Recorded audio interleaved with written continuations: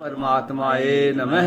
शांताकारं भुजगशयनं पद्मानं सुरेशं मेघवर्णं शुभांगं लक्ष्मीकान्तं कमलनयनं योगिभिं वन्दे विष्णुभवनं सर्वलोकैकनाथनं।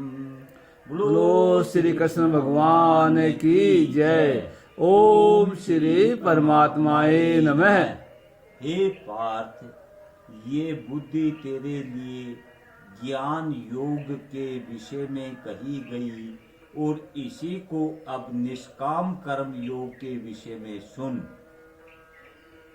जिस बुद्धि से युक्त हुआ तू कर्मों के बंधन को अच्छी तरह से नाश करेगा, इस निष्काम कर्म योग में आरंभ का अर्थात बीज का नाश नहीं है और उल्टा फल रूप दोष भी नहीं होता है।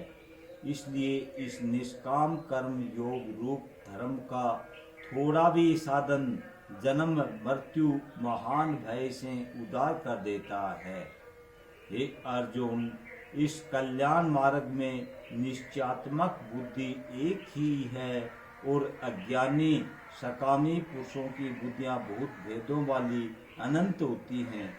हे अर्जुन, जो सकामी पुरुष केवल फल सुरती में प्रीति रखने वाले, स्वर्ग को ही परम श्रेष्ठ मानने वाले, इससे बढ़कर और कुछ भी नहीं है, ऐसे कहने वाले हैं, वे अविवेकी जन्म रूप कर्म फल को देने वाली और भोग तथा ऐश्वर्य की प्राप्ति के लिए बहुत सी क्रियाओं को विस्तार वाली इस प्रकार की जिस दिखाऊ शोभायुक्त वाणी को कहते हैं, उस वाणी द्वारा हरे हुए चित्त वाले तथा भोग और ऐश्वर्य में आसक्ति वाले उन पुरुषों के अंतकरण में निश्चयात्मक बुद्धि नहीं होती है। हे अर्जुन, सब वेद तीनों गुणों के कार्य रूप संसार को विषय करने वाले अर्थात प्रकाश करने वाले हैं। इसलिए तू अंसारी अर्थात निष्कामी और सुख दुखादि द्वंद्वों से रहित नित्य वस्तु में स्थित तथा योग अक्षेम को अप्राप्ति की प्राप्ति का नाम योग है, प्राप्त वस्तु की रक्षा का नाम अक्षेम है।